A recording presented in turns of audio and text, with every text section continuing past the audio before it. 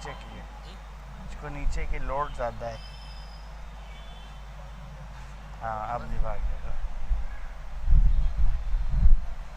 بہت سے لگ گئے، دیکھ لیں بھاگ رہا ہے.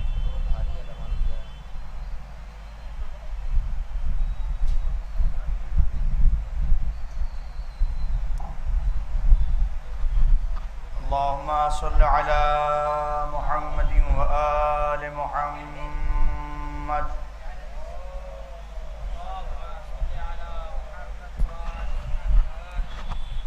أعوذ بالله من الشيطان اللعين الرجيم.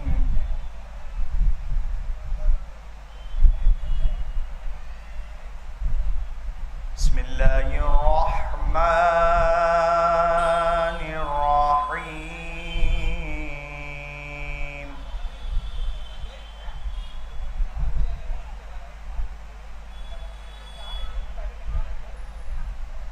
تبارك الذي نزل الفرقان على عبده ليكون للعالمين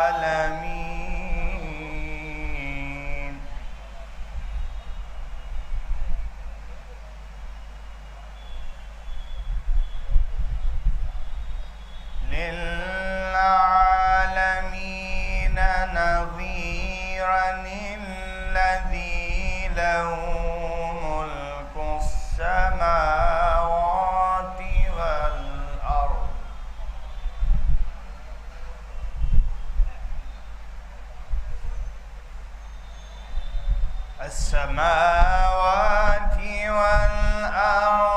ولم يتخذ ولدا ولم يكن له شريك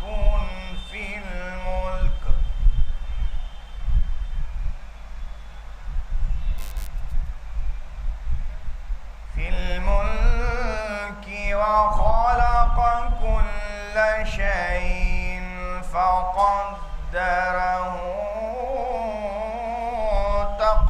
تقديرا.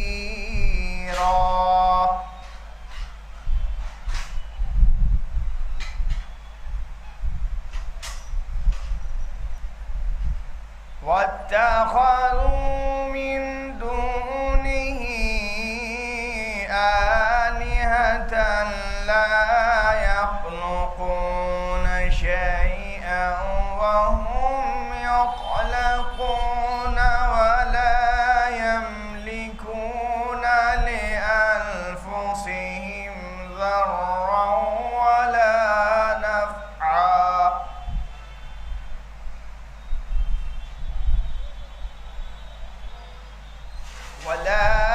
نفعا ولا يملكون موتا والحياة ولا نشورا.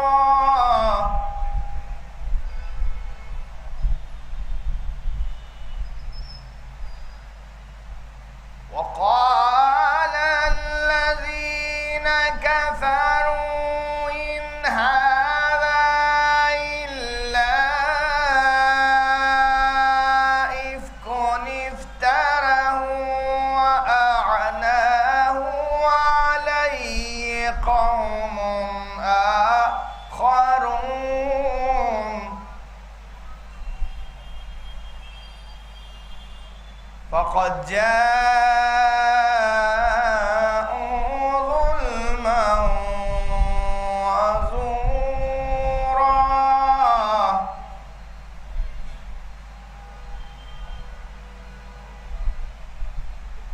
وقالوا أساطير الأولين اتبعها فهي تملى عليه بكرة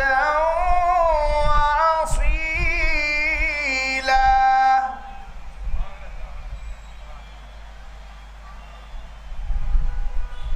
قل أنزلناه الذي يعلم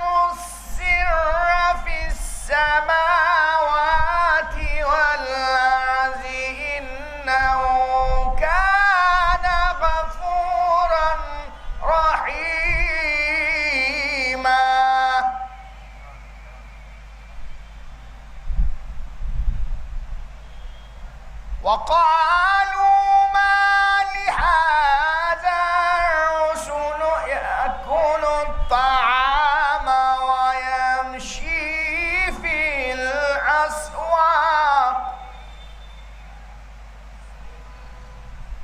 لولا أنزل عليه ملك فيكون معه نظيرا أو يلقى إليه كنز أو تكون له جنات يأكل منها وقال الظالمون إن تتبعوا إلا رجلا مسحورا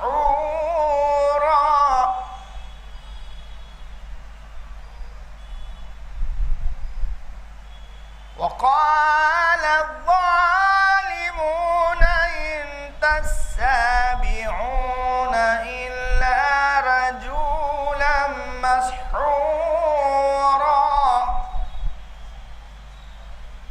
انظر كيف ضربوا لك الأمثال فضلوا فلا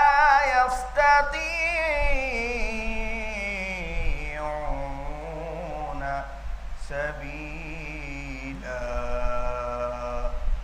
صدق الله العلي العظيم وصدق رسول النبي الكريم وصدق مولانا أمير المؤمنين علي بن أبي طالب اللهم صل على محمد وآل محمد.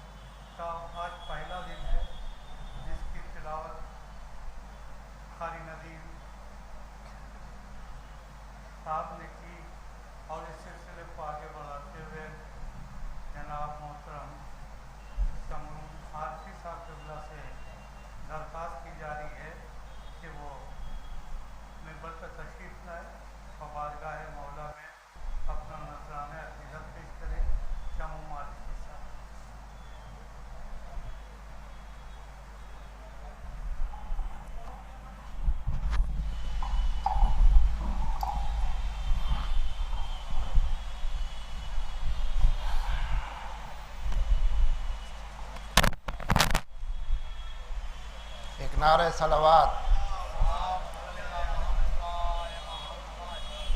چار مسلم رضا فرمائیں کہ ماتم شے سے جو بیزار دکھائی دیے ہیں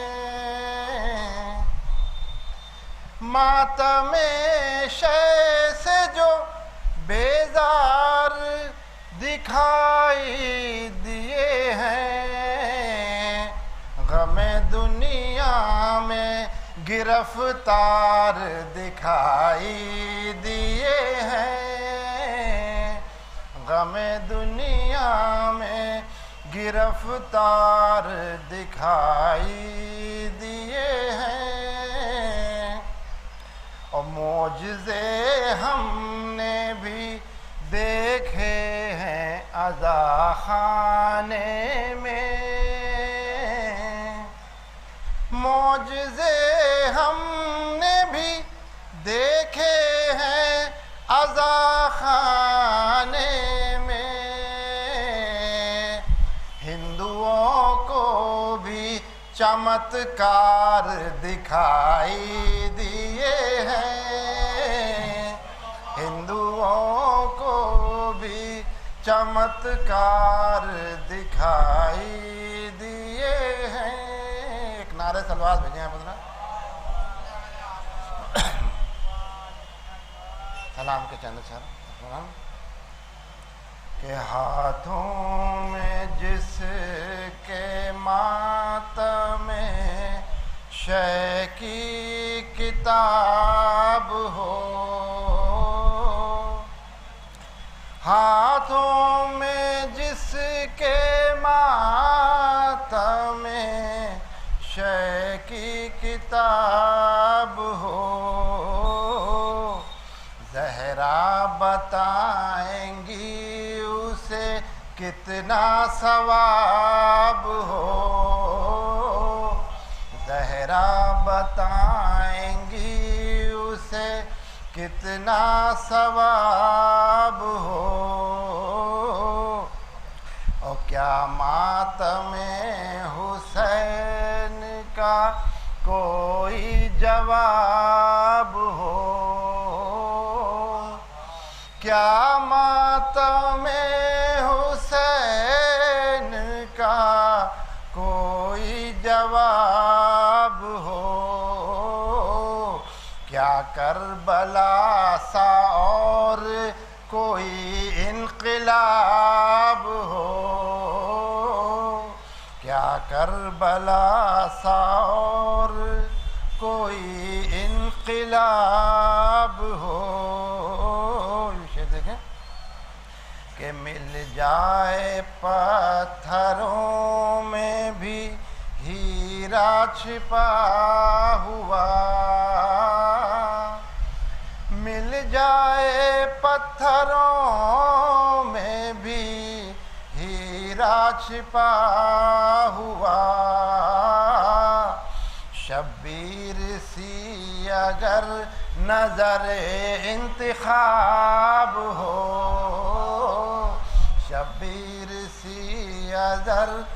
شبیر سی اگر نظر انتخاب ہو اور تجھ کو ملا ہوا ہے اجازہ حسین کا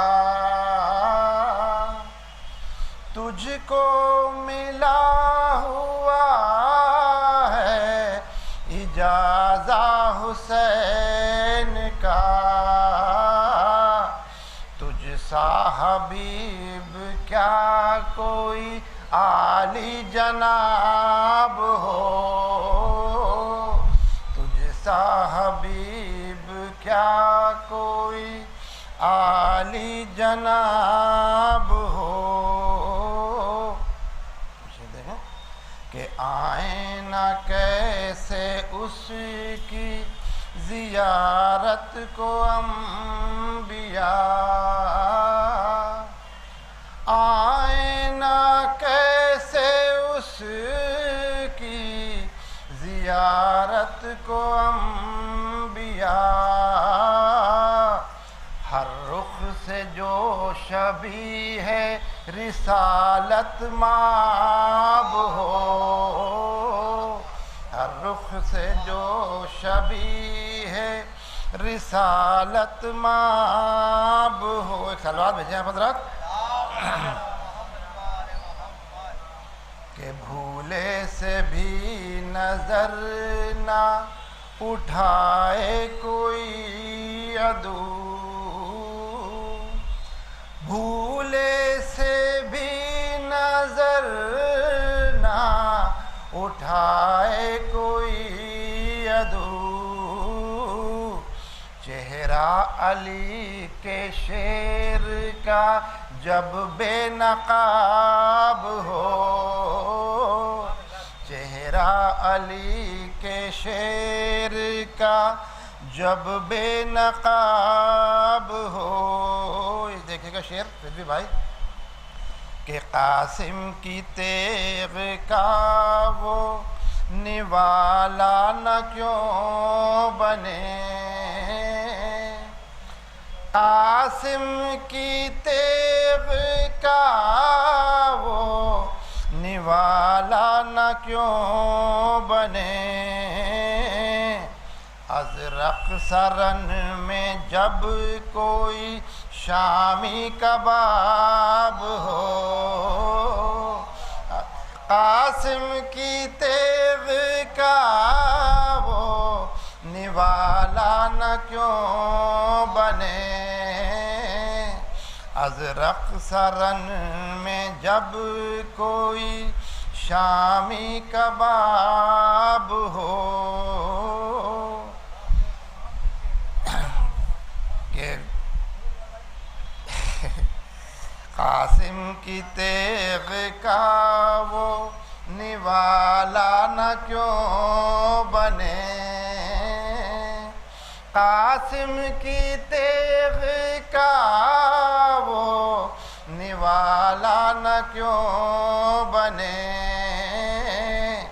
ازرق سرن میں جب کوئی شامی کباب ہو. دیکھیں کہ دنیا میں بھی عزا کا مخالف ذلیل ہو. دنیا میں بھی عزا کا مخالف ذلیل ہو. مرنے کے بعد بھی اسے دوہرا عذاب ہو. مرنے کے بعد بھی اسے دوہرا عذاب ہو. یوں ہے ادائے شاہ کے گلشن میں لکھنؤ. یوں ہے ادائے شاہ کے گلشن میں لکھنؤ. پھولوں میں جس طرح سے مہکتا گلاب ہو. پھولوں میں جس طرح سے مہکتا گلاب ہو. زینب تیری زبان علی کی زبان ہے. زینب تیری زبان علی کی زبان ہے. خطبے سے تیرے کیوں نہ عدو لاجواب ہو. خطبے سے تیرے کیوں نہ عدو لاجواب ہو. شعر دیکھیں گے طاہر بھائی کہ جلوہ نما ہو اکبر و عباس جس جگہ.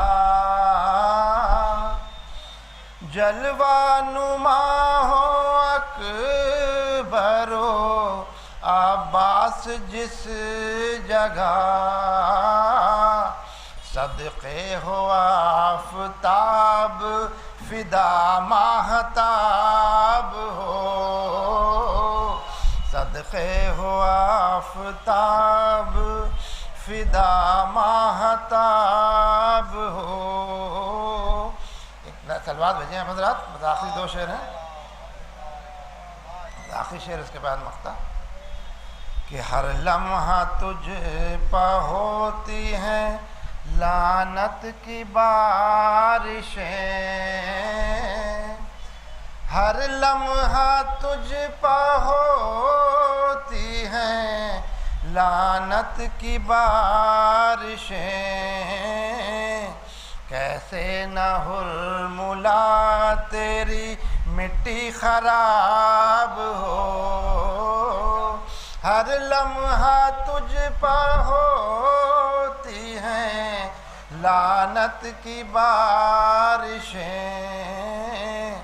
کیسے نہ ہرملا تیری مٹی خراب ہو۔ مقطع میں فرمائیں کہ پائیں سلائے مدحت شبیر کا شموم، پائیں سلائے مدحت شبیر کا شموم، دیدار کربلا سے نظر فیض یاب ہو، دیدار کربلا سے نظر فیض یاب ہو۔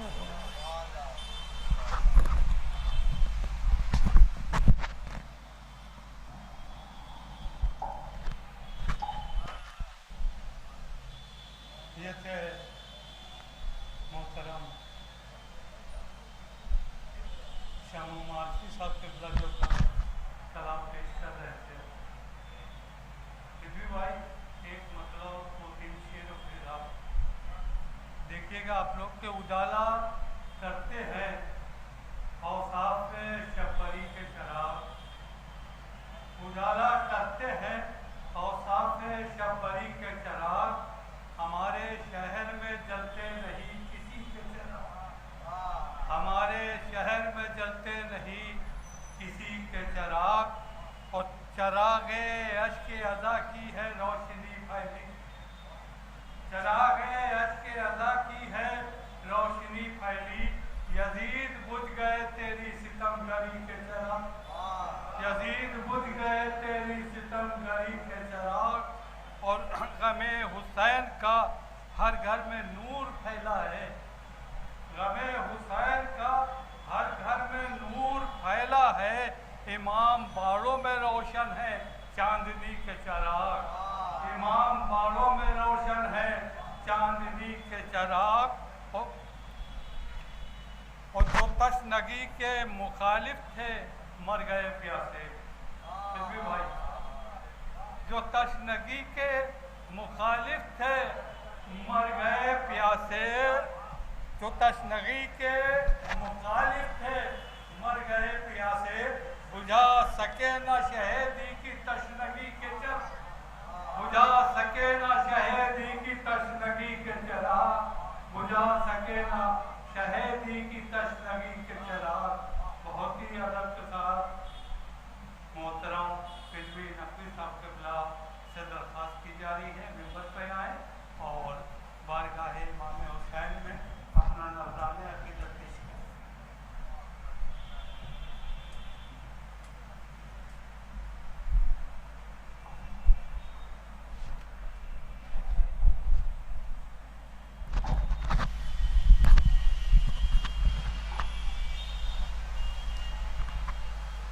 برائے تاجیل ظہور امام صلی اللہ علیہ وسلم نعرہ صلوات۔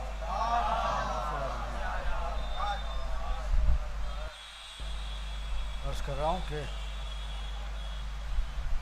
اس گھر میں تو نیکی کا فرشتہ نہیں جاتا، اس گھر میں تو نیکی کا فرشتہ نہیں جاتا، اس گھر میں تو نیکی کا فرشتہ نہیں جاتا، جس گھر میں عزا خانہ سجایا نہیں جاتا، جس گھر میں عزا خانہ سجایا نہیں جاتا، زہرا کا جو دروازہ جلایا نہیں جاتا، زہرا کا جو دروازہ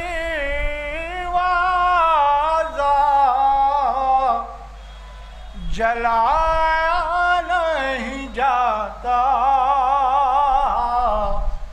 اے جھوٹے خلیفہ تجھے پھونکا نہیں جاتا، زہرا کا جو دروازہ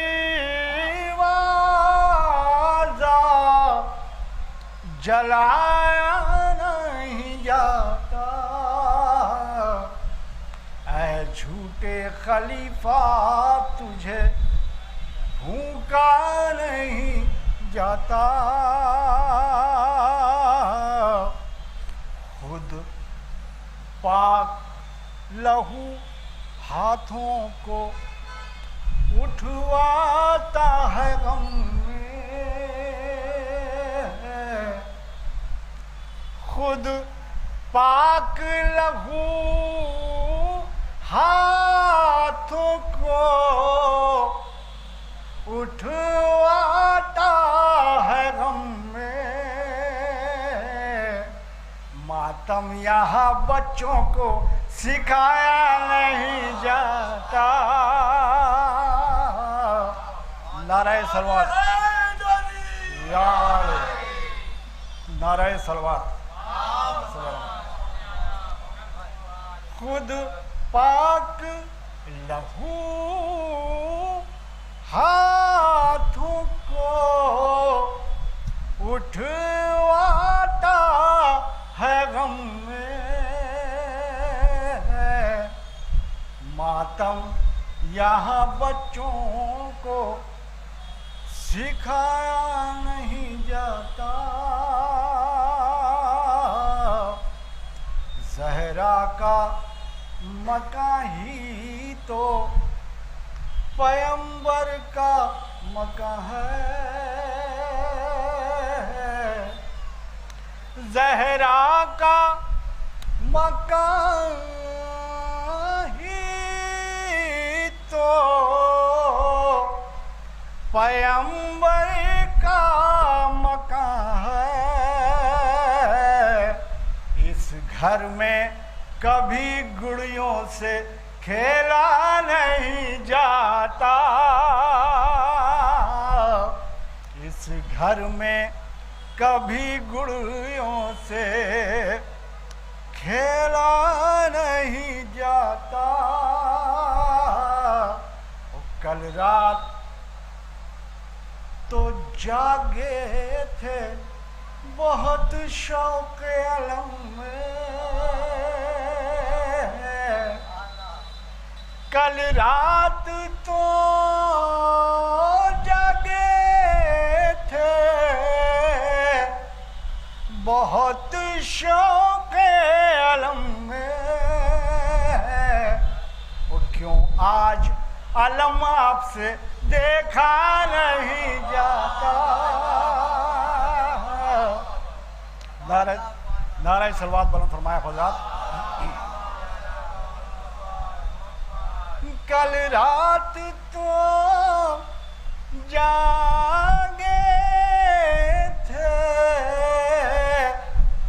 بہت شوق علم میں، کیوں آج علم آپ سے دیکھا نہیں جاتا، جو نام علی کا نہیں لیتے ہیں زبان سے، جو نام علی کا نہیں لیتے ہیں زبان سے، ان سے کبھی خود کو بھی سنبھالا نہیں جاتا، नारे सलवात बुलंद फरमाया। जो नाम अली का नहीं लेते हैं ज़बान से, उनसे कभी खुद को भी संभाला नहीं जाता। मौलाना तशरीफ ला रहे हैं, आप सब हजरात मिल के नारा सलवात।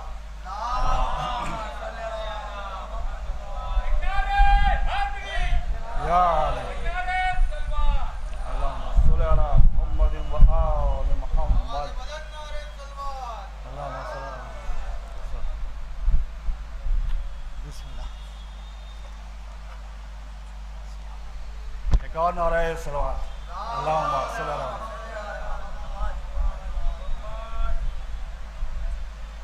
कि किन लोगों को पहलू से उठाया था नबी ने,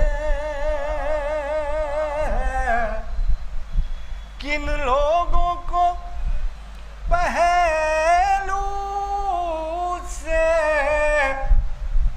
उठाया था नबी ने, हम पूछते हैं उनसे बताया नहीं जाता।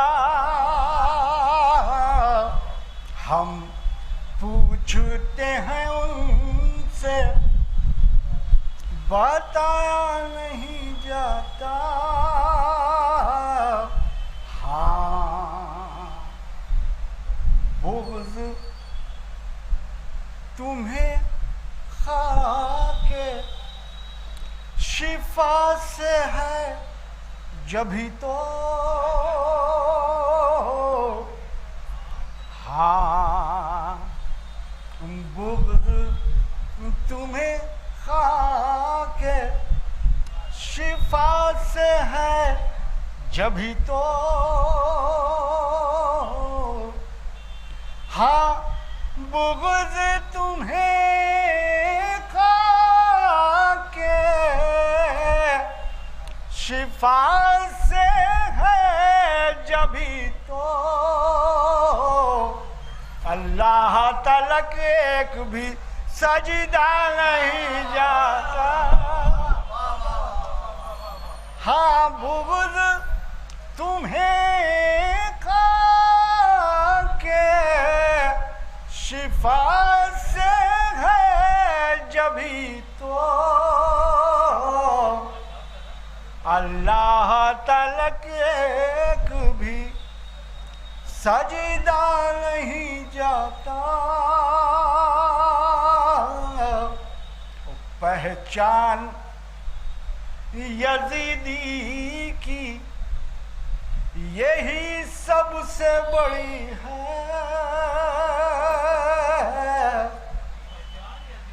पहचान यजीदी की यही सबसे बड़ी है। शब्बीर का गम से मनाया नहीं जाता, शब्बीर का गम से मनाया नहीं जाता। आखिरी शेर और मक्ता करार दे रहा हूँ, इससे पहले नारा सलवात।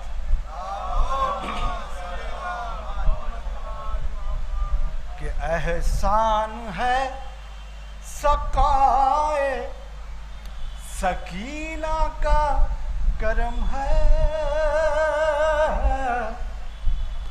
एहसान है सकाए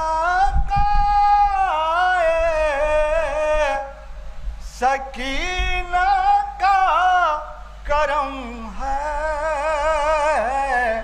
अब पहरा जो पानी पा बिठाया नहीं जाता, अब पहरा जो पानी पा اور مقطع بھی سماعت فرمائیں کہ شبیر کا فدوی ہوں میں، شبیر کا فدوی، شبیر کا فدوی ہوں میں، شبیر کا فدوی، یہ ہاتھ یزیدی سے ملایا نہیں جاتا، شبیر کا فدوی ہوں میں، شبیر کا فدوی، یہ ہاتھ یزیدی سے ملایا نہیں جاتا۔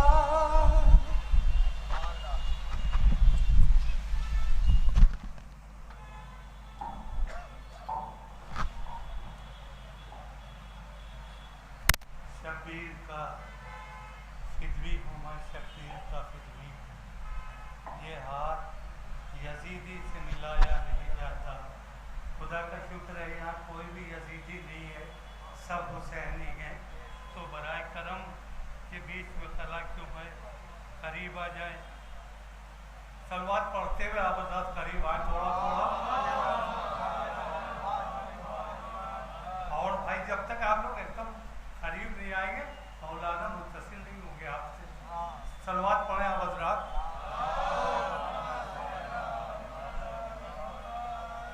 بہت ہی ادب و خلوص کے ساتھ خالد جناب مولانا سید نیسم زیدی صاحب قبلہ سے درخواست کی جا رہی ہے ممبر پہ تشریف لائیں اور مجلس کو خطاب کریں۔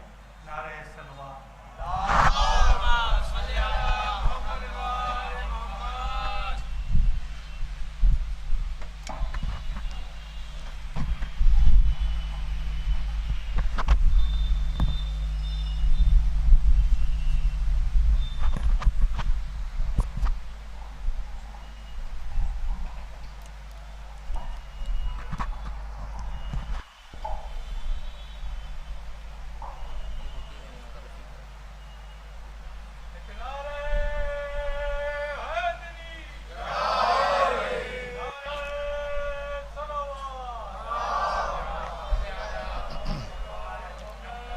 فاتحہ۔ الحمدللہ رب العالمین الرحمن الرحیم اہدنا الصراط المستقیم صراط الذین انعمت علیہم غیر المغضوب علیہم ولا الضالین۔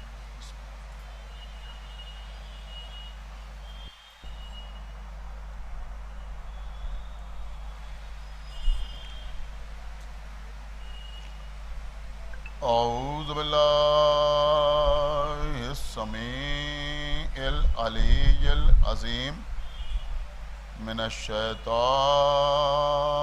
اللعین الرجیم، بسم اللہ الرحمن الرحیم، الحمد للہ الذی ہدانا لہذا وما كنا لنهتدي لولا أن هدانا الله لقد جاءت رسل ربنا بالحق الصلاة والسلام على سيدنا ونبينا وشفيعنا ومولانا ومولى الثقلين جد الحسن والحسین ابی القاسم محمد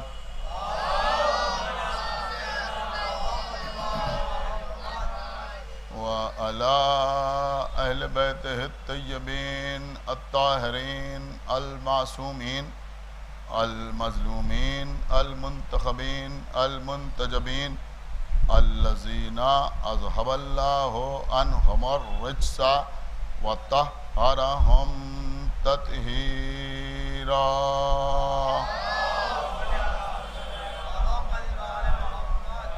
وَلَعْنَةُ اللَّهِ عَلَىٰ أَعْدَائِهِمْ وَقَتْلَتِهِمْ وَغَاصِبِي حُقُوقِهِمْ ومنکری فضائلہم ومصائبہم اجمعین من الآن الی یوم الدین اما بعد فقد قال اللہ سبحانہ تبارک و تعالی فی کتابہ المجید وفرقانہ الحمید وقولہ الحق بسم اللہ الرحمن الرحیم بل توسرون الدنیا بل توسرون الحیات الدنیا والآخرۃ خیر وابقی صلوات علی محمد۔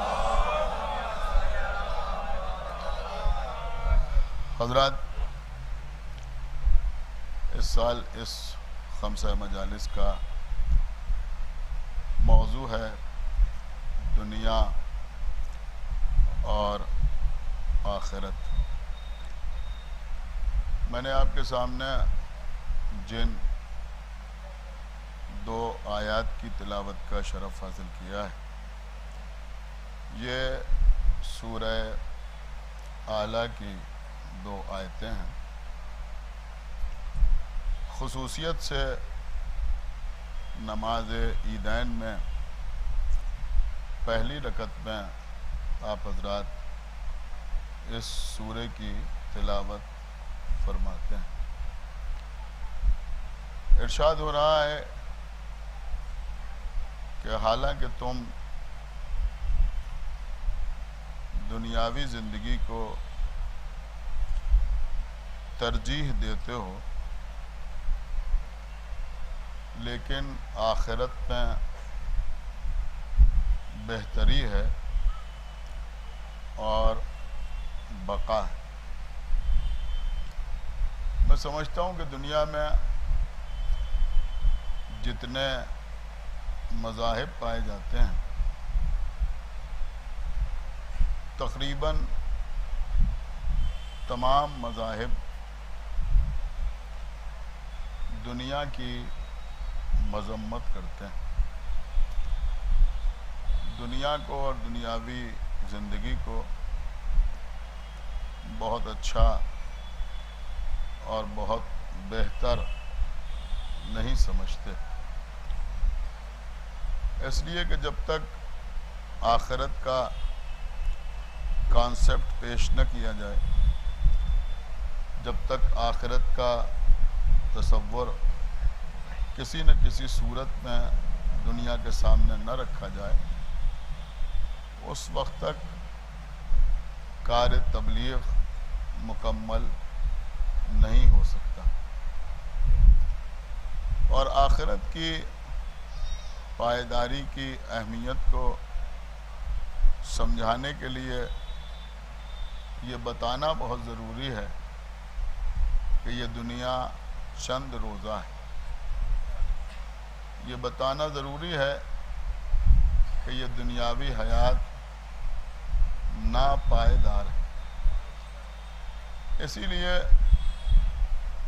زیادہ تر مذاہب کے رہنما، رہبر، قائد، بانی ہمیشہ ترک دنیا پر زور دیتے رہے۔ آپ اگر مطالعہ کریں تو آپ اس نتیجے پر پہنچیں گے کہ اکثر ادیان کے جو بانی رہے ہیں، انہوں نے عقد نہیں فرمایا، آبادیوں کو چھوڑ دیا، جنگلوں میں چلے گئے، پہاڑوں کی آغوش میں جا کے عبادت میں مصروف ہو گئے، یا اگر خانوادے کے ساتھ رہتے بھی تھے، بیوی بچے موجود بھی تھے، تو جب ان کو علم حاصل ہوا تو انہوں نے اپنے خاندان کو چھوڑ دیا، فیملی سے کنارہ کش ہو گئے، لوگوں سے الگ ہو گئے، ملنا جلنا ترک کر دیا، اور کہیں غیر آباد جگہ پر سناٹے میں بیٹھ کر اللہ کی عبادت میں مصروف ہو گئے۔ عزیزوں اسلام نے بھی دنیا کو بہت اچھی نظر سے نہیں دیکھا اور اس بات کی تنبیہ کی کہ تم دنیا کو پائیدار نہ سمجھو، یہ ہمیشہ کے لیے نہیں ہے، زیادہ دنیا کے حریص نہ بنو، دنیا کی چکا چوند میں نہ کھو جاؤ، اپنی آخرت کو یاد رکھو۔ لیکن اسلام نے یہ درس نہیں دیا کہ تم اپنے خاندان کو چھوڑ دو، فیملی سے الگ ہو جاؤ، شادی نہ کرو، تمہارے بیوی بچے نہ ہوں، پہاڑوں کی گود میں جا کے بیٹھ جاؤ، جنگلوں میں چلے جاؤ۔ تو اس سے معلوم ہوتا ہے کہ اسلام ایک پریکٹیکل مذہب ہے۔ ایک صلوات پڑھیں بر محمد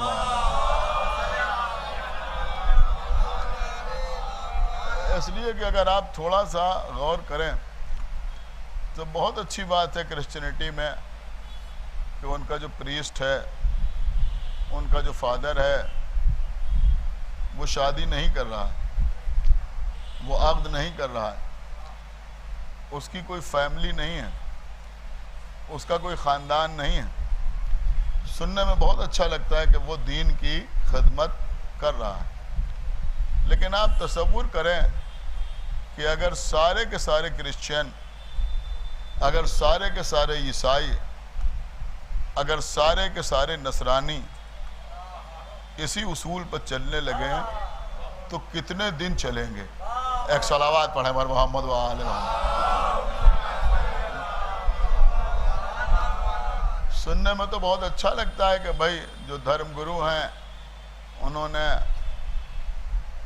شہروں کو چھوڑ دیا، جنگلوں میں جا کے رہنے لگے، پہاڑوں کی آغوش میں چلے گئے۔ لیکن آپ ذرا غور کریں کہ اگر ان کی تمام امت، تمام افراد اسی اصول پر چلنے لگے تو میں سمجھتا ہوں زیادہ تبدیلی نہ ہوگی، بس یہ ہوگا کہ جنگل شہر بن جائیں گے اور شہر جنگل بن جائیں گے۔ ایک صلوات پڑھ بر محمد و آل، ایک صلوات اور پڑھ بر محمد و آل۔ تو میں عرض یہ کر رہا تھا کہ اسلام نے ایسا کوئی حکم نہیں دیا، بلکہ اسلام نے جو دنیا اور آخرت کو سمجھایا۔ دیکھیے آج پہلی مجلس ہے، انشاءاللہ آپ محسوس کریں گے تو محسوس ہوں گے، جب میں عرض کر رہا ہوں کہ اسلام نے جو دنیا اور آخرت کو سمجھایا، تو ہو سکتا ہے روزانہ کسی ایک نہ ایک حدیث پر ڈسکشن ہو، تو آج میں ایک حدیث آپ کی خدمت میں پیش کر رہا ہوں، اور یہ وہ حدیث ہے کہ جس کو مسلمانوں کے سارے فرقے تسلیم کرتے ہیں کہ دنیا کیا ہے۔ پیغمبر نے فرمایا کہ دنیا سجن المومن و جنت الکافر۔ ایک صلوات پڑھیں بر محمد و آل۔ دیکھیں خدا کے لیے تھوڑا بیدار ہو جائیں آپ، جو میں عرض کر رہا ہوں کہ سجن المومن و جنت الکافر۔ سجن کہتے ہیں قید خانے کو، سجن کہتے ہیں جیل کو۔ تو اللہ نے کہا کہ یہ دنیا جو ہے یہ مومن کے لیے قید خانہ اور کافر کے لیے جنت ہے۔ سنا آپ؟ دیکھیں ہر چیز کی کوئی نہ کوئی ضد ہوتی ہے۔ حق کی ضد ہے باطل، باطل کی ضد ہے حق، زمین کی ضد ہے آسمان، آسمان کی ضد ہے زمین، دن کی ضد ہے رات، رات کی ضد ہے دن۔ سمجھ رہا آپ؟ سفید کی ضد ہے کالا، کالے کی ضد ہے سفید، جھوٹ کی ضد ہے سچ، سچ کی ضد ہے جھوٹ۔ تو ایسے ہی جنت کی ضد ہے جہنم۔ بہت توجہ آپ ہے یا نہیں؟ جنت کی ضد ہے جہنم اور جہنم کی ضد ہے جنت۔ تو جب پیغمبر یہ فرما رہے ہیں کہ یہ دنیا کافر کے لیے جنت ہے، تو پھر کہنا تو یہ چاہیے کہ مومن کے لیے جہنم ہے۔ ایک صلوات پڑھیں بر محمد و آل۔ کے لیے بہت بیدار حسینیہ کا جو میں عرض کر رہا ہوں، یہی تو کہنا چاہیے تھا نا کہ بھئی یہ دنیا جو ہے یہ مومن کے لیے جہنم ہے اور کافر کے لیے جنت ہے. لیکن یہ نہیں فرمایا پیغمبر اسلام نے، بلکہ اللہ کے نبی نے فرمایا سجن المومن، یعنی مومن کے لیے قید خانہ ہے، مومن کے لیے جیل ہے، مومن کے لیے زندان ہے، اور کافر کے لیے جنت ہے. تو ایک بات تو یہ سمجھ میں آئی کہ مومن کا مرتبہ یہ ہے کہ پیغمبر نے مومن کے ساتھ جہنم کا لفظ استعمال ہی نہیں کیا. ایک صلوات پڑھ دے بر محمد و آل محمد. جہنم کا لفظ، ایک صلوات اور پڑھ دے بر محمد و آل محمد.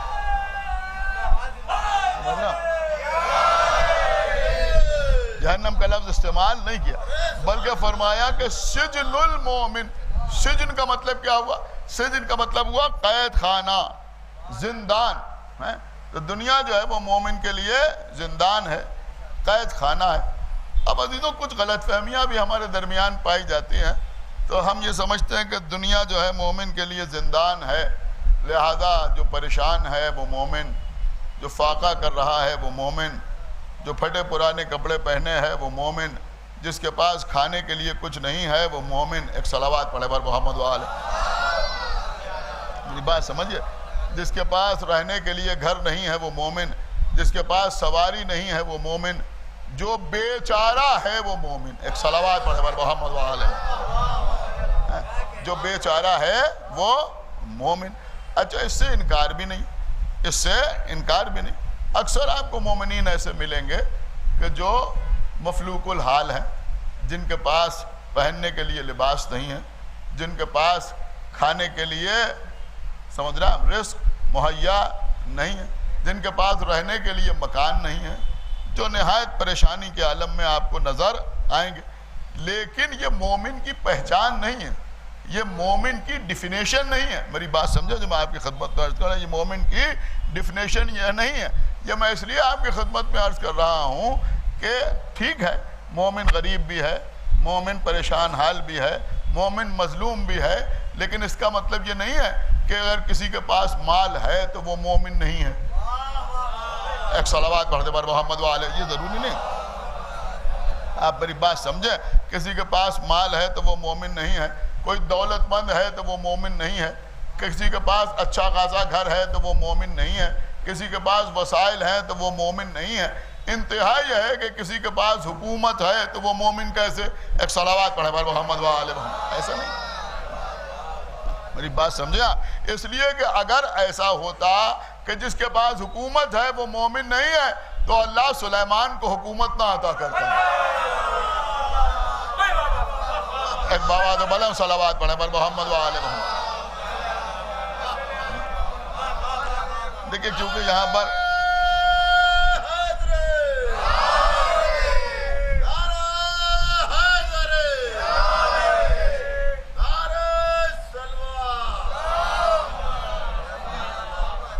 میرے عرض کرنے کا مقصد یہ ہے کہ ایمان کا مطلب بے چارگی نہیں ہے کہ بے چارہ ہے تو مومن ہے، مفلوق الحال ہے تو مومن ہے. نہیں، ایسا کچھ نہیں ہے، بلکہ ایسا بھی ہو سکتا ہے اور یہ بھی ہو سکتا ہے کہ جس کے پاس مال ہو، جس کے پاس دولت ہو، جس کے پاس شہرت ہو، جس کی سماج میں عزت ہو، وہ بھی مومن ہو.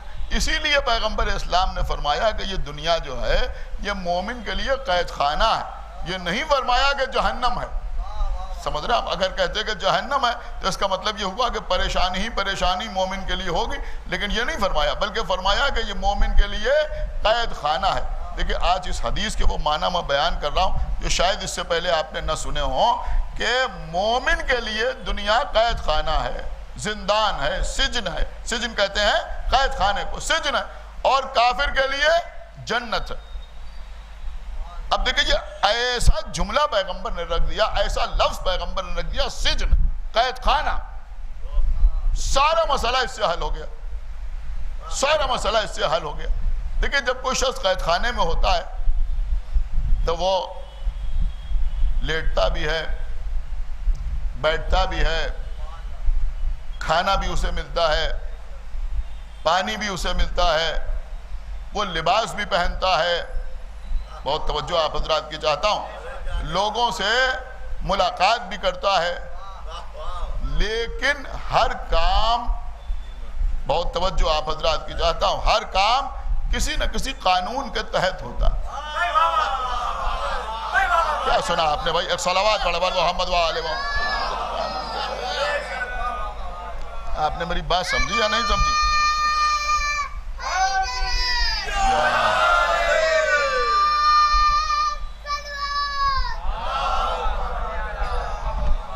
ہر کام جو ہے وہ کسی نہ کسی قانون کے تحت ہوتا ہے.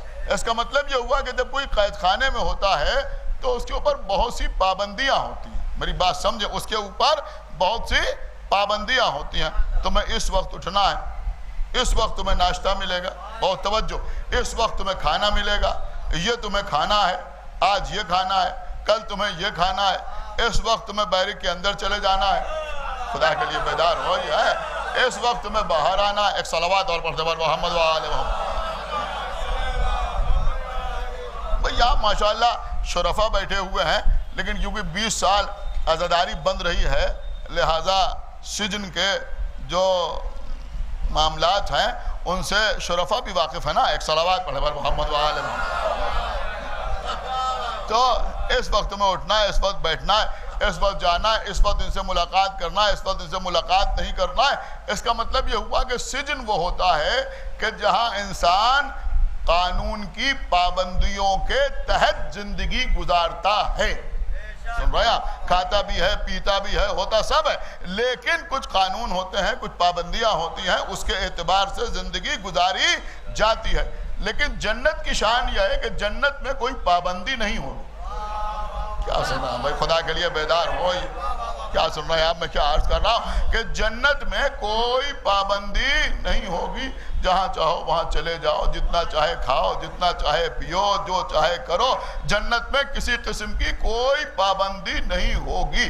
اسی طرح پیغمبر اسلام نے اشارہ کیا ہے کہ یہ دنیا جو ہے یہ مومن کے لیے سجن ہے، قید خانہ ہے. یعنی اس دنیا میں رہو تو ایسے رہو جیسے قید خانے میں رہتے ہو. کیا سن رہے ہیں آپ؟ اس کے لیے قانون بنائے جا رہے ہیں. ایک صلوات پڑھے محمد.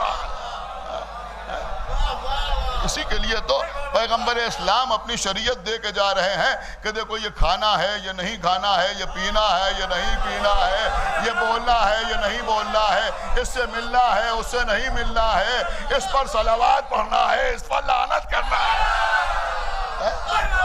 ایک صلوات پڑھے بر محمد وآلہ محمد.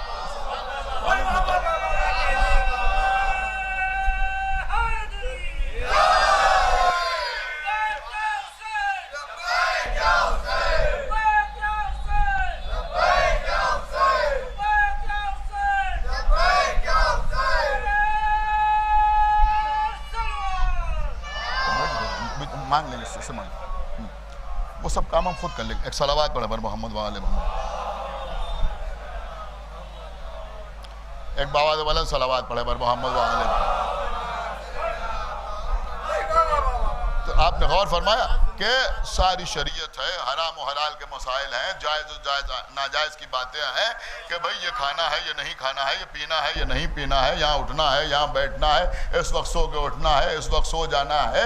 ہر چیز کے بارے میں تو احکامات موجود ہیں نا. تو اس کا مطلب یہ ہوا کہ اسلام یہ چاہتا ہے کہ تم دنیا میں ایسے رہو جیسے قید خانے میں رہتے ہو.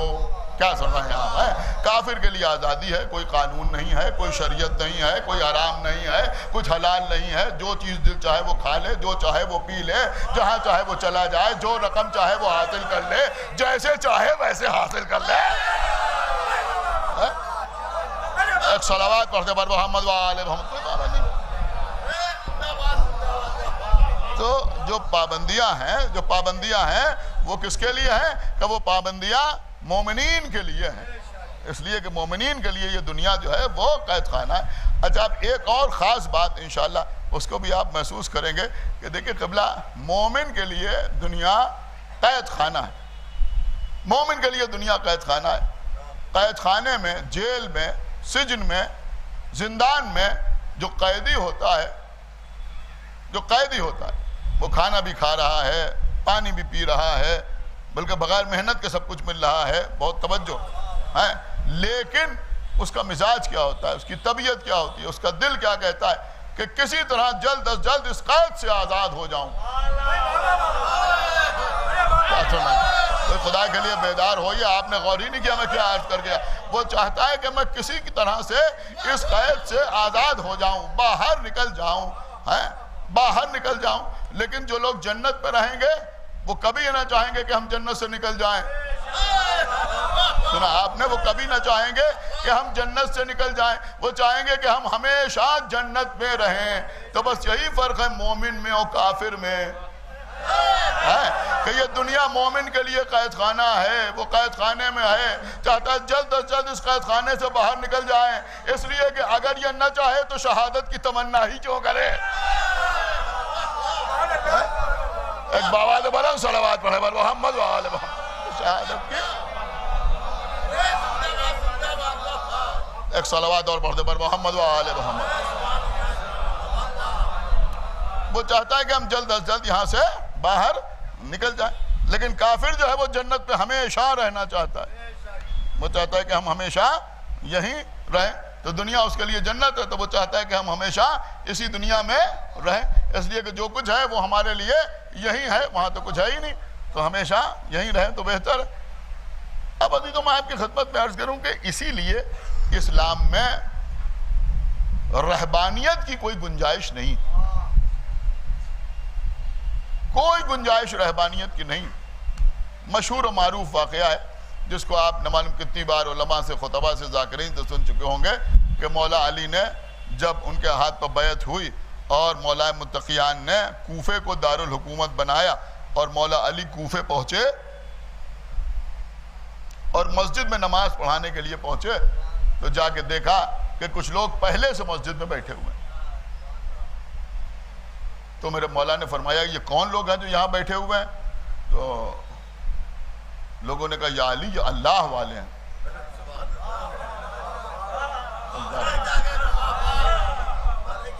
خدا کے لیے بھائی بیدار ہوئیے, میں کچھ عرض کر رہا ہوں آپ کی خدمت میں. ارے بھیا ہمارا دین مجلس میں, محفل میں بیٹھ کر یا علی کرنے والا دین ہے, سناٹے میں بیٹھ کر اللہ کرنے والا دین نہیں.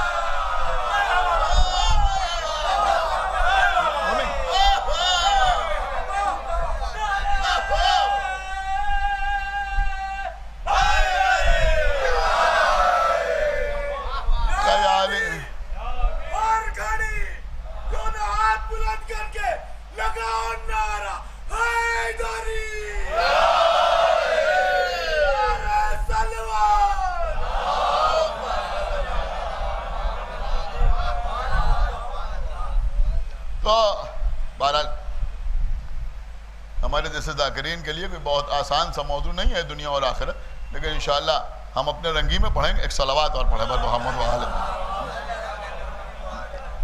دنیا بھی ہمارے رنگ میں اور آخرت بھی ہمارے رنگ میں. ایک صلوات پڑھیں بر محمد و آل محمد. پوری توجہ کے ساتھ آپ سماعت فرمائیں. تو کہا یا علی اللہ والے. کہا اللہ والے کا مطلب کیا؟ کہا یہ ہر وقت مسجد میں بیٹھے رہتے ہیں,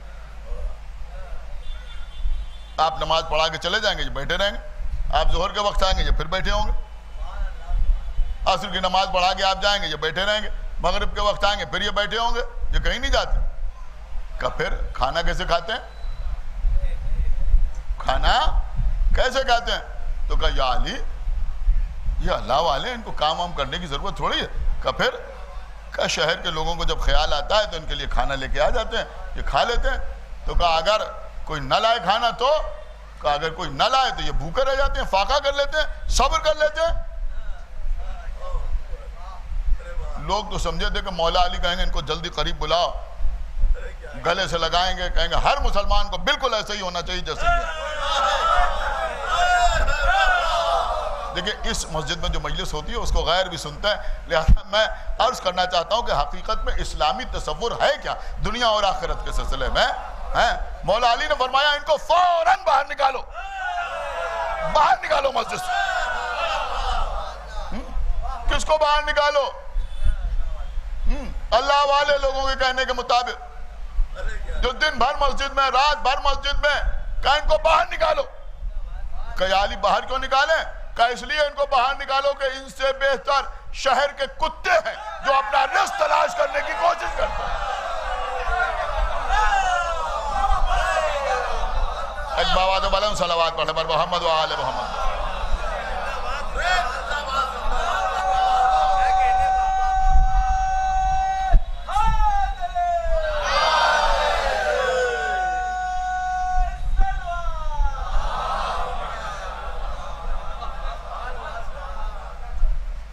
ہمارے اور آپ کے پانچویں امام امام محمد باقر علیہ الصلوۃ والسلام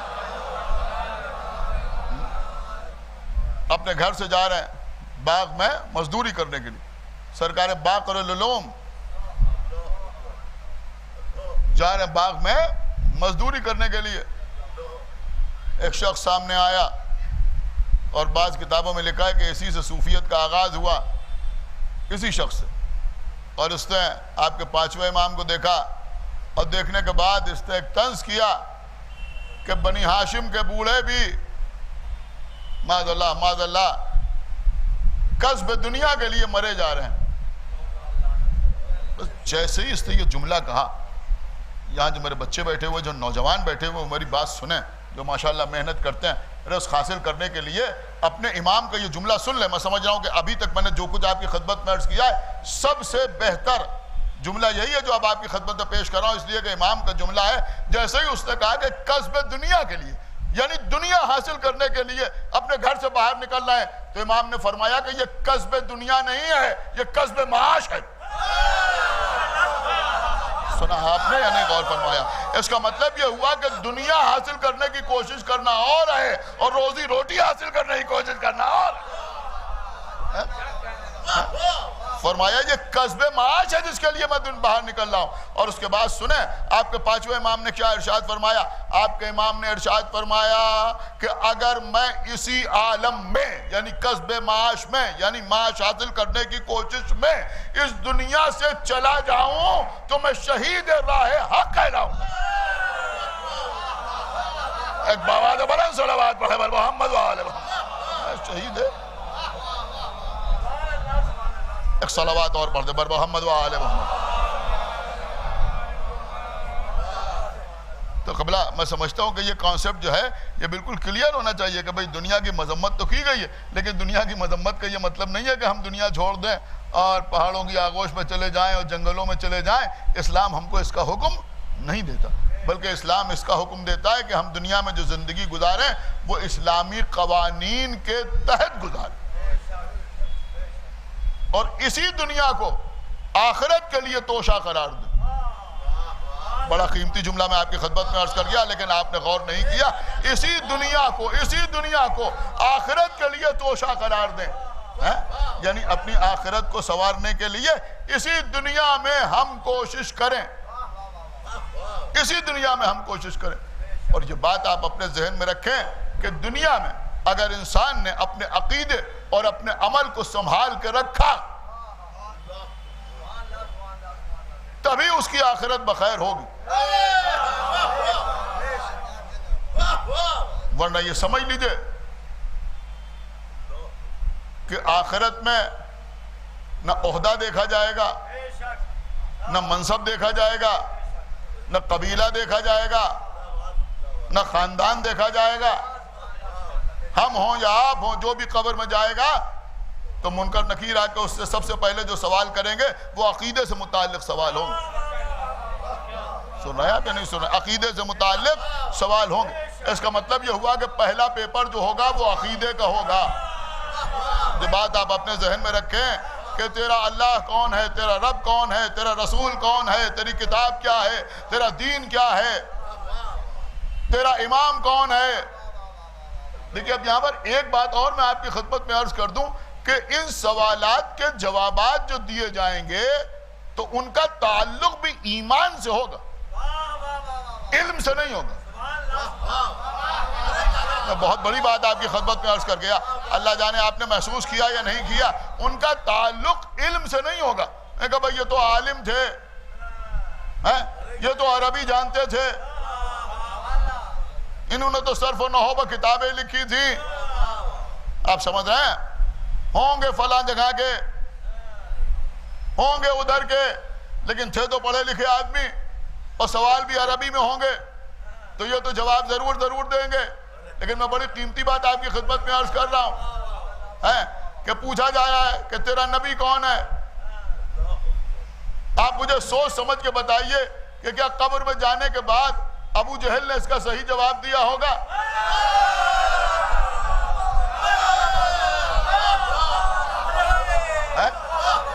بولیے بھائی بولیے، کیا ابو لہب نے اس کا صحیح جواب دیا ہوگا؟ وہ عربی جانتے تھے یا نہیں جانتے تھے؟ کہ اچھی طرح جانتے تھے، اچھی طرح جانتے تھے۔ وہ ابو جہل اور ابو لہب یہ بھی جانتے تھے کہ محمد اللہ کے نبی ہیں۔ خدا کے لیے بیدار ہو، یہ جانتے تھے کہ اللہ کے نبی ہیں، لیکن قبر میں جواب نہ دے سکے۔ کیوں نہ دے سکے؟ اس لیے نہ دے سکے کہ قبر میں صحیح جواب وہ نہیں دے گا جو دنیا میں جانتا ہوگا، وہ دے گا جو دنیا میں مانتا ہوگا۔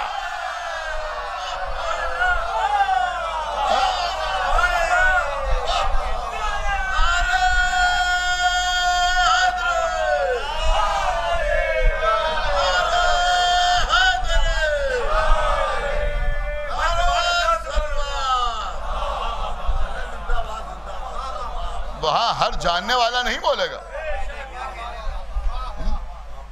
ایمان جو ہے وہ جاننے کو نہیں کہتے، ماننے کو کہتے ہیں۔ سمجھے آپ؟ جاننے کو نہیں کہتے، ماننے کو کہتے ہیں۔ ورنہ جانتے تو سبھی تھے کہ علی امیر المومنین ہے۔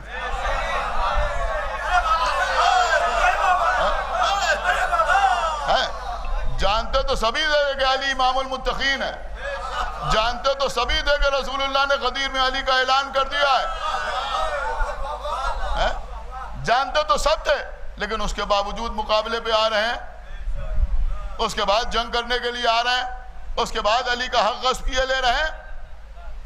بس حضرت خدا آپ کو سلامت رکھے۔ اتنی دور دور سے آتے ہیں آپ یہاں مجلس پہ شرکت کرنے کے لیے۔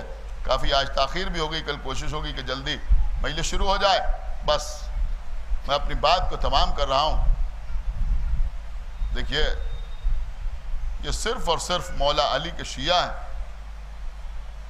جو دنیا اور آخرت میں کامیاب ہیں۔ انشاءاللہ پھر کسی دن تفصیل سے اس موضوع پر آپ سے گفتگو ہوگی،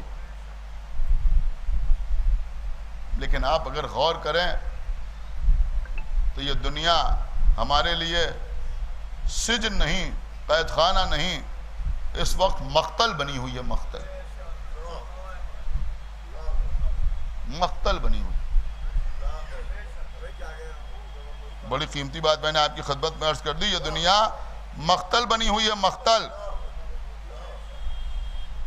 عزیزوں، میں اس وقت بالکل کھل کے آپ کی خدمت میں عرض کروں کہ ہم اس مسجد سے، اس منبر سے یہ بات کھل کے کہنا چاہتے ہیں کہ ہم اللہ کا شکر ادا کرتے ہیں کہ اس ملک میں کوئی مسلم حکمران نہیں ہے۔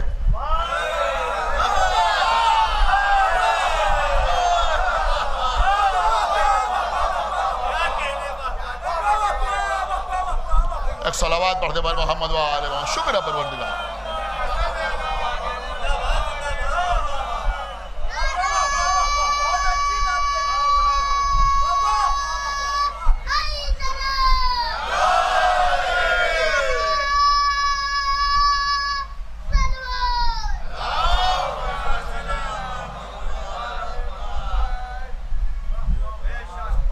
سمجھ رہے ہیں آپ سوشل میڈیا پہ خبریں دیکھ رہے ہیں کیا ہو رہا ہے، افغانستان میں کیا ہو رہا ہے، سعودی عربیہ میں کیا ہو رہا ہے ہمارے ساتھ، بحرین میں کیا ہو رہا ہے، یمن میں کیا ہو رہا ہے، پاکستان میں کیا ہو رہا ہے۔ پارا چنار میں لوگ ذبح کیے جا رہے ہیں۔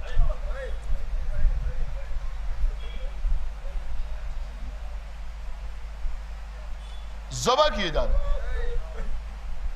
قتل کیے جا رہے ہیں، اور سب خاموش، کوئی بولنے والا نہیں۔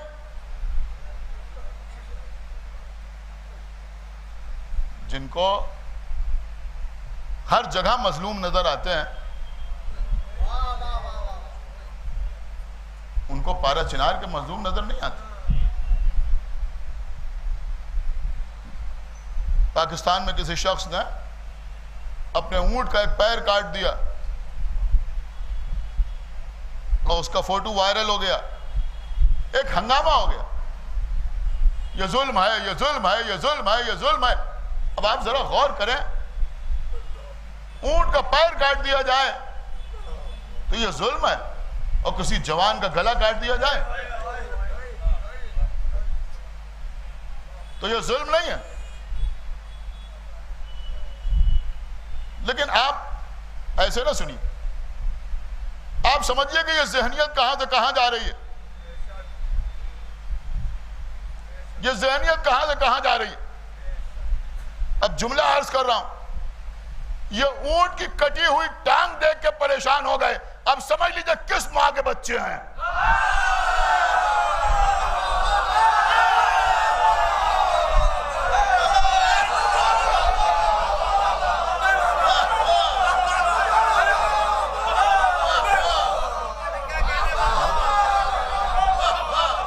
ایک بابا دے والا صلوات پڑھے بر محمد و آل محمد۔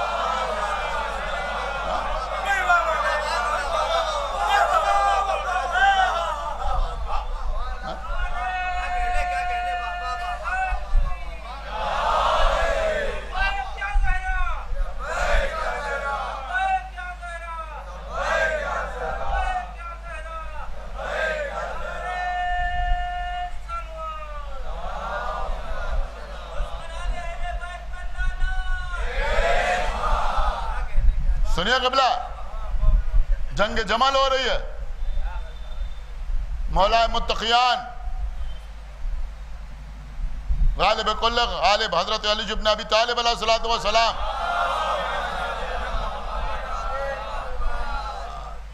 ایک طرف مرد میدان خیبر،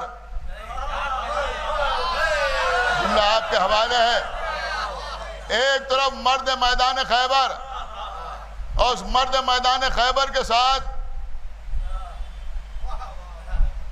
مومنین، اور توجہ، اس کے ساتھ مومنین، اور دوسری طرف ناری، اور ناری کے ساتھ سارے ناری۔ ایک صلوات پڑھے بر محمد و آل محمد۔ اب ہم اپنے بچوں کو بتا رہے ہیں، ہم نہیں بتائیں گے تو کون بتائے؟ کون بتائے؟ غور کیجئے آپ، بھئی لوگ پریشان ہوتے ہیں، ان کا صاحب یہ شیعہ زلزلہ نکالتے ہیں، امام حسین کے گھوڑے کی شبیہ نکالتے ہیں، اما کسی جلوس میں تم بھی اونٹ لے کے آ جاؤ۔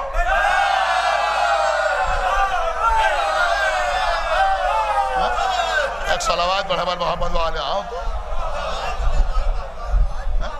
کس نے منع کیا؟ جنگ ہو رہی ہے، قسم خدا کی عزیزوں، قابل غور معاملات ہیں، ہم لوگ تو یوں ہی سن کے آگے بڑھ جاتے ہیں، یہ جنگیں ٹھیک سے پڑھی نہیں جاتی۔ ہم نے آج سے 10-12 سال پہلے آقا باقر کے امامباڑے میں بہت تفصیل سے جنگ جمل پڑھی تھی، اس وقت شاید یہ یوٹیوب بھی بہت زیادہ عام نہیں ہوا تھا، لہٰذا شاید موجود نہ ہو، غالباً 2006 میں یا 7 میں۔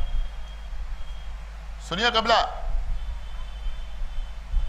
جناب محمد حنفیہ کو حکم دیا، مولا علی نے آگے بڑھو، محمد حنفیہ تلوار لے کے آگے بڑھے، ادھر تیروں کے بارش تیز ہوئی، محمد حنفیہ علی کے بیٹے تھے،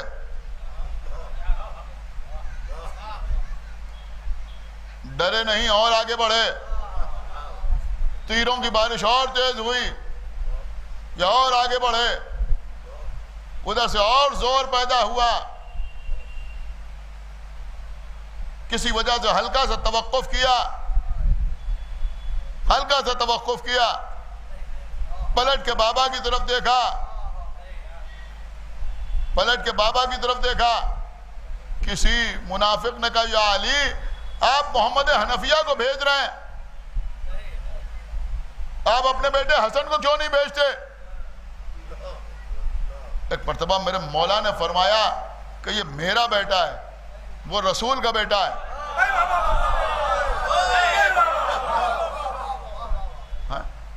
وہ رسول کا بیٹا ہے، بس اتنا سننا تھا، کہ امام حسن علیہ السلام نے تلوار کو بے نیام کیا، آگے بڑھے، محمد کے سینے پہ ہاتھ رکھا کہ میرے بھائی تم رکو، چھوٹا بھائی رکا، امام حسن آگے بڑھے، آگے بڑھ کے ناکے کا ایک پیر کاٹا۔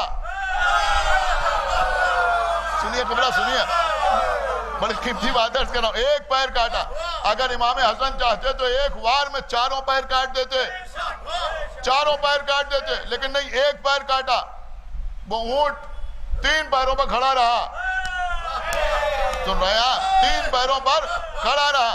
امام حسن نے دوسرا پیر قلم کیا، دیکھیں 3 پیروں پر کھڑا ہوا اونٹ تو آپ نے دیکھا ہوگا، لیکن اب وہ 2 پیروں پر کھڑا ہو گیا۔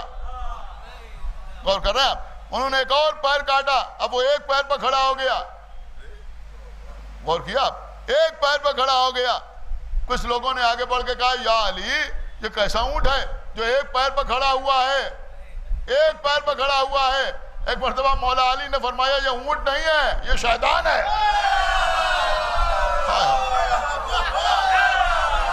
سن رہے آپ یا نہیں سنا؟ یہ اونٹ نہیں ہے، یہ شیطان ہے۔ اتنی دیر میں مولا علی نے 4تھا پیر کاٹا، جیسے ہی 4تھا پیر کاٹا اونٹ گرا۔ کیا سنا؟ اونٹ گرا۔ اب ایک بات عزیزوں سمجھ میں آئی کہ وہ اونٹ جس پر وہ سوار ہیں، آپ نے نہیں سنا، جس پر وہ سوار ہیں، مولا علی کیا فرما رہے ہیں؟ کہ مولا علی فرما رہے ہیں یہ اونٹ نہیں ہے، یہ اونٹ نہیں ہے، یہ شیطان ہے۔ ارے بھئیہ وہ اولاد ہی کیا جو باپ سے آگے نہ بڑھ جائے؟ سنا آپ نے؟ وہ اولاد ہی کیا کہ جو باپ سے آگے نہ بڑھ جائے؟ ارے باپ کہہ رہا ہے مجھ پر شیطان سوار ہو جاتا ہے، بیٹی خود شیطان۔ ایک صلوات بر محمد و آل محمد۔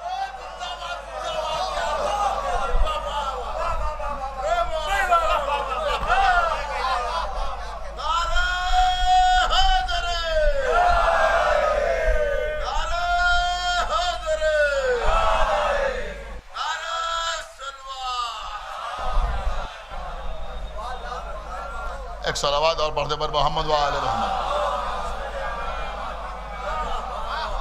لیکن ہماری جان قربان ہمارے مولا کی شرافت کے اوپر، اپنے دشمن کو بھی گرفتار کرنے کے لیے بھیجا تو کسی غیر کو نہیں بھیجا، کسی نامحرم کو نہیں بھیجا۔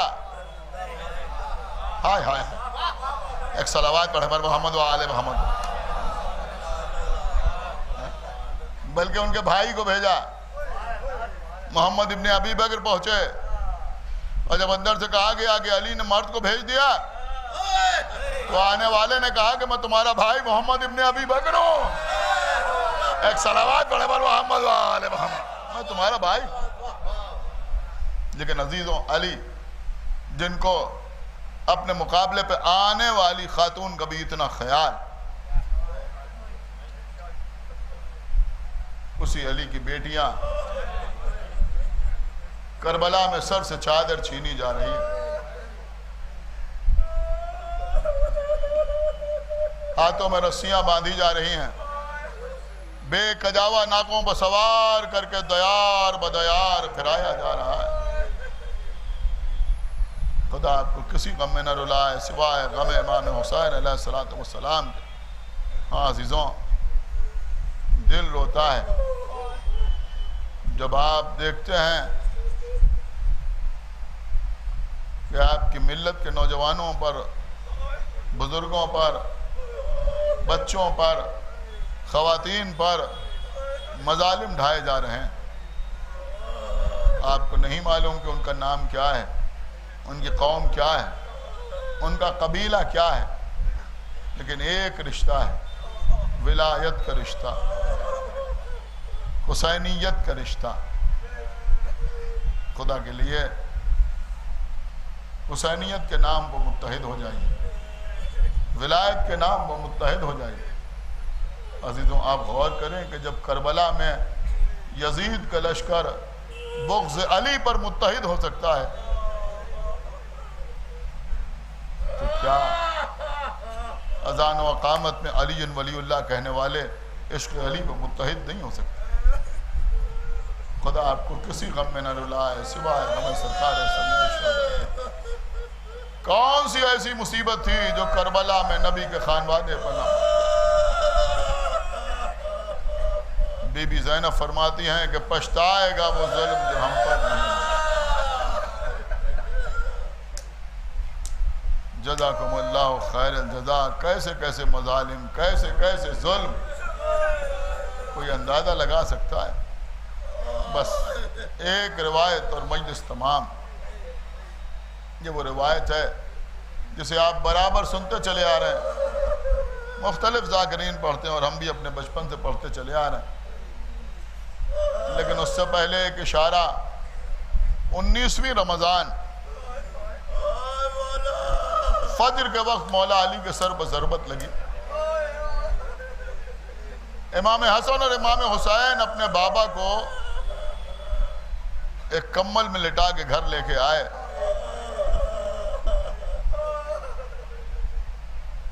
جب اول وقت ظہر آیا تو امام حسن کے کانوں میں آواز آئی کہ علی کی بیٹیاں چیخ مار کر رو رہی ہیں۔ امام حسن اندر پہنچے، بیویوں سے پوچھا کہ یہ تم چیخ مار کے کیوں رو رہی؟ تو بیویوں نے کہا کہ ہم اس لیے رو رہے ہیں کہ بی بی زینب رو رہی ہیں۔ امام حسن بی بی زینب کے پاس آئے، آنے کے بعد کہا کہ زینب یہ اتنی بلند آواز سے آپ نے گریہ کیوں کیا؟ آپ کو معلوم ہے بی بی نے کیا جواب دیا؟ بی بی جواب دیتی ہے کہ آج زندگی میں میں نے پہلی مرتبہ اپنے بابا کو بیٹھ کے نماز پڑھتے دیکھا۔ اللہ اکبر۔ عزیزوں، یہ کوفہ ہے جہاں زینب نے ایک علی کو بیٹھ کے نماز پڑھتے دیکھا تو زینب چیخ مار کر روئیں، لیکن یہ دمشق کا قید خانہ ہے جہاں ایک علی نے زینب کو بیٹھ کے نماز پڑھتے دیکھا تو آواز دی، پھوپھی اماں آج تک میں نے آپ کو بیٹھ کے نماز پڑھتے نہیں دیکھا تھا، یہ آج آپ بیٹھ کے نماز کیوں پڑھ رہی ہیں؟ کہا بیٹا سید سجاد، کھانا اتنی کم مقدار میں قید خانے میں آتا ہے کہ پورا نہیں پڑتا، میں اپنے حصے کا کھانا بچوں کو کھلا دیتی ہوں، خود فاقے کرتی رہتی ہوں، ذوق بڑھتا جاتا ہے۔ اے بیٹا آپ کھڑے ہو کہ نماز نہیں پڑھی جاتی۔ جزاک اللہ، آپ کی آوازیں بلند ہو گئیں، بس مجلس تمام ہو رہی ہے۔ ایک شخص قید خانے کے قریب سے گزر رہا تھا، اس نے یہ گفتگو سنی، آگے بڑھا تو دیکھا کہ ایک بزرگ بی بی اپنے سر پر ایک خان رکھے ہوئے کہیں چلی جا رہی۔ اس نے آگے بڑھ کے پوچھا ہے بی بی اس خان میں کیا ہے، کہاں جا رہی؟ اس نے کہا اس پہ کھانا ہے، طعام ہے۔ کہاں لے جا رہی؟ کہا لے جا رہی یتیموں اور اسیروں میں تقسیم کرنے کے لیے۔ اس نے کہا اللہ تمہیں بڑا اجر عطا کرے گا اگر تم یہ کھانا لے کے سامنے والے قید خانے میں چلی جاؤ، اس لیے کہ جیسے قیدی وہاں ہیں ویسے قیدی کہیں اور نہیں ہوں۔ اللہ اللہ، روایت تو اپنی جگہ ہے، میں سمجھتا ہوں رونے کے لیے یہی کافی ہے کہ اہل بیت کے لیے کھانے کی سفارش کی جا رہی ہے۔ جن کے در پر فرشتے آتے ہیں نا، مسکین بن کے، یتیم بن کے، اسیر بن کے روٹیاں لینے کے لیے، اسی خانوادے کے لیے، اسی خاندان کے لیے کھانے کی سفارش کی جا رہی ہے۔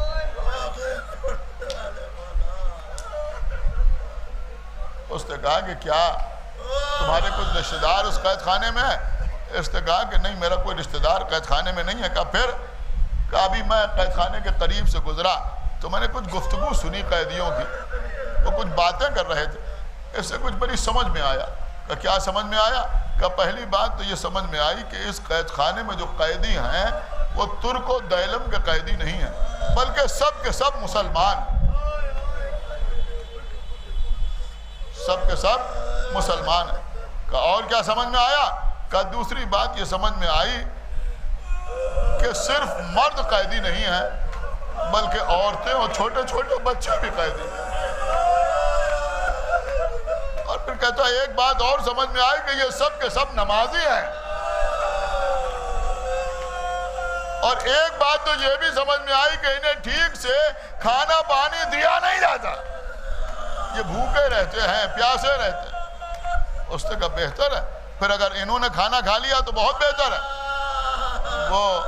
وہ خان لے کے آئی، داروغہ زندان سے اجازت مانگی، بڑی مشکل سے اجازت ملی، اندر داخل ہوئی، جا کے دیکھا کہ عجیب قیدی ہیں، کچھ بیویاں ہیں جن کے سروں پر چادریں نہیں ہیں، ہاتھوں میں رسیوں کے نشان ہیں، ہر بیوی عبادت الہی میں مصروف ہے۔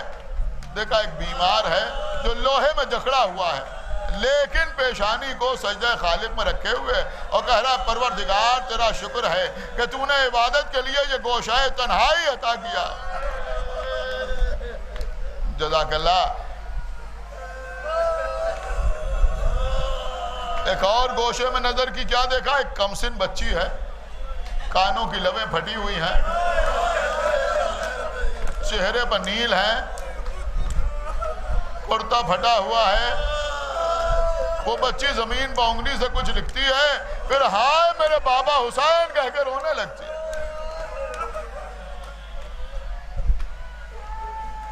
اس کی سمجھ میں نہیں آیا کسی سے کیا کہے، لیکن جب جناب زینب کی نماز تمام ہوئی تو بی بی خود متوجہ ہوئی، بتا کیوں آئی، کس لیے آئی؟ تو اس نے کہا بی بی میں یہ کھانا لے کے آئی ہوں، یہ آپ بھی کھائیے، ان چھوٹے چھوٹے بچوں کو بھی کھلائیے۔ سنیں گے آپ؟ بس جناب زینب نے ایک مرتبہ سر اٹھایا اور ایک جملہ فرمایا، تڑپ گئی ہے بی بی۔ آپ کو معلوم ہے وہ جملہ کیا تھا؟ اس نے کہا پروردگار اب ہم پر یہ وقت پڑ گیا۔ بس جیسے ہی یہ کہا ویسے ہی یہ بی بی کہتی ہے بی بی آپ کو کچھ غلط فہمی ہو گئی ہے، اے بی بی یہ صدقہ نہیں ہے۔ کہا پھر کیا ہے؟ کہا بی بی یہ نذر ہے۔ کہا کس چیز کی نذر ہے؟ کہا بی بی سنیے، جب میں کمسن تھی، بچی تھی، تو ایک بار میں بہت زیادہ بیمار ہو گئی، میرا بابا مجھے لے کر تمام اطباء کے پاس گیا، تمام حکیموں کے پاس گیا، لیکن میں اچھی نہ ہو پائی، میرا مرض بڑھتا گیا جیسے جیسے علاج ہوتا گیا۔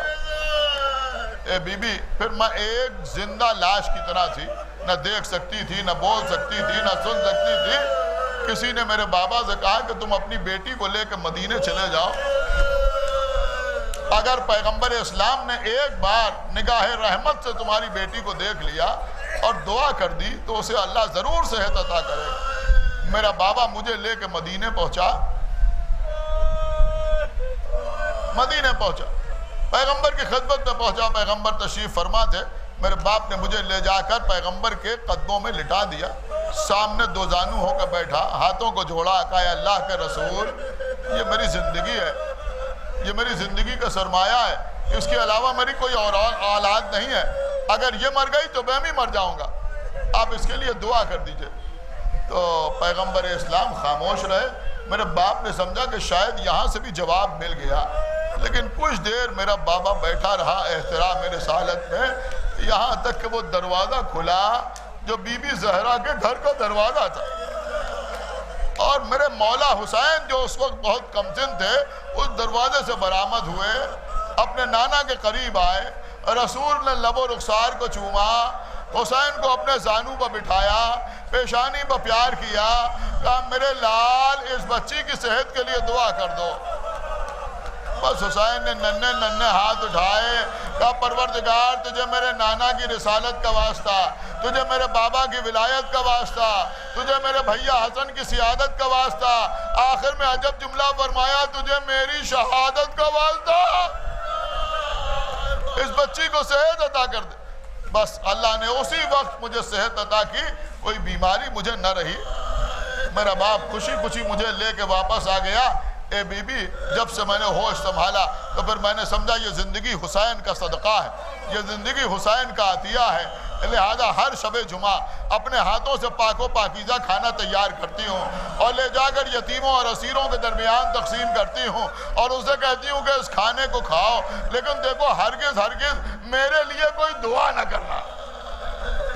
تو وہ کہتے ہیں پھر کس کے لیے دعا کریں؟ تو میں کہتی ہوں کہ میرے حسین کے لیے دعا کرو، اللہ میرے حسین کو سلامت رکھے۔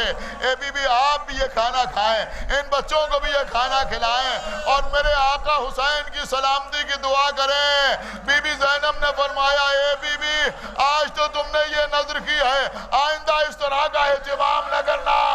یہ کہتی ہے بی بی آپ کون ہیں؟ کہا رہے جس حسین کے لیے تو نے نظر کی ہے میں اسی کی بہن زینب ہوں. گھبرا گئی، رونے لگی. کہتی ہے بی بی آپ کے کھانے میں کیسے؟ کہا رہے بی بی وہ حسین جس نے تجھے صحت عطا کی تھی وہ کربلا کے میدان میں 3 دن کا بھوکا پیاسا بسے گردن سے دبا کر ڈالا گیا. یہ اسی کا بیمار بیٹا سید سجاد ہے، یہ اسی کی کم سن یتیمہ سکینہ ہے جس کے رخساروں پر تماچے مارے گئے، جس کے کانوں سے گوشوار.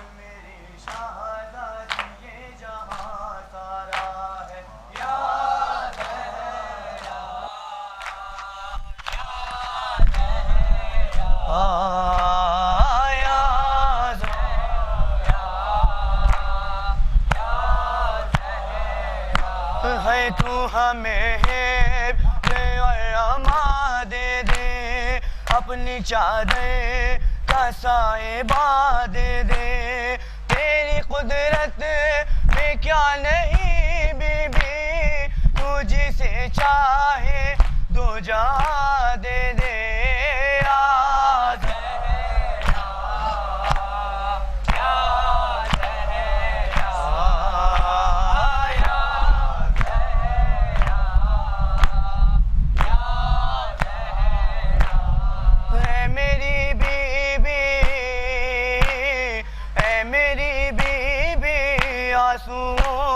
نے دعا مانگی ہے، تیری تسبیح پڑھ کے دل نے تجھے پکارا ہے. یا زہرا یا زہرا یا زہرا یا زہرا، ہے قرض مقروض کا ادا کر دے، مفلسوں کا نصیب وا کر دے، جن کی گودی بھری نہیں بی بی، ان کو اولاد تو ادا کر دے.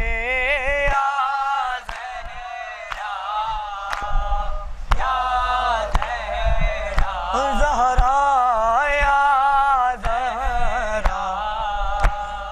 یا زہرا ہے فرش مجلس پہ اور مصلی پہ، ہے جواں کہہ رہا ہے رو رو کر ہم رہے نہ رہے مگر بی بی کا قیامت رہے غم سرور یا زہرا یا زہرا یا زہرا یا زہرا اے میری بیوی اے میری بیوی تیرے بچوں کا غم مناتے ہیں اپنی اولاد سے کہیں بڑھ کے غم یہ پیارا ہے یا زہرا یا زہرا زہرا زہرا یا زہرا ان شہیدوں کا یہ مقدر ہے صاحبان کا تیری چادر ہے ان کے سینوں پہ اے میری بیوی داغ ماتم نشان حیدر ہے یا زہرا یا زہرا یا زہرا یا زہرا اے میری بیوی اے میری بیوی خلد میں شہید جب جائے تیری آواز آئے آنے دو یہ ہمارا ہے یا زہرا یا زہرا یا زہرا یا زہرا تیرے دلبر پہ جو ستم ٹوٹے زندگی میں جو تو نے غم دیکھے آسمانوں زمین پہ گئے ہوتے مثل شب وہ سیاہ ہو جاتے یا زہرا یا زہرا یا زہرا یا زہرا اے میری بیوی اے میری بیوی دیکھ کے تیری مصیبت کو سارے عالم کا دل مصائب سے پارا پارا ہے یا زہرا یا زہرا زہرا یا زہرا یا زہرا تجھ کو امت نے یوں ستایا ہے مرگ محسن پہ بھی رلایا ہے تجھ کو بابا کے بعد امت نے آئے دربار میں بلایا ہے یا زہرا یا زہرا یا زہرا یا زہرا اے میری بیوی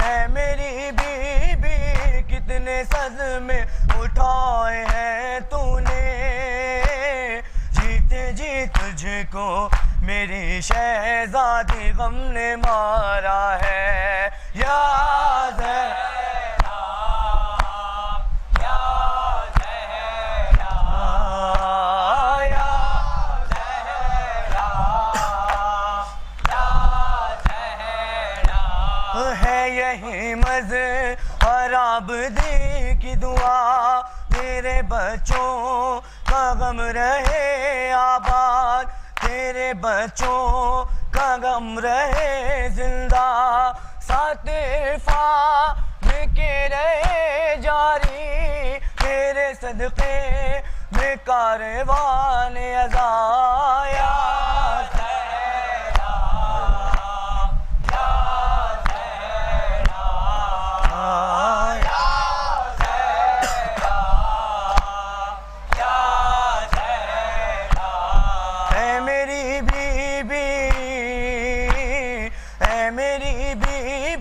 بھی تیرے در پہ در جھکاتے ہیں، ہر حسینی کا تیرے ٹکڑوں پہ ہی گزارا ہے۔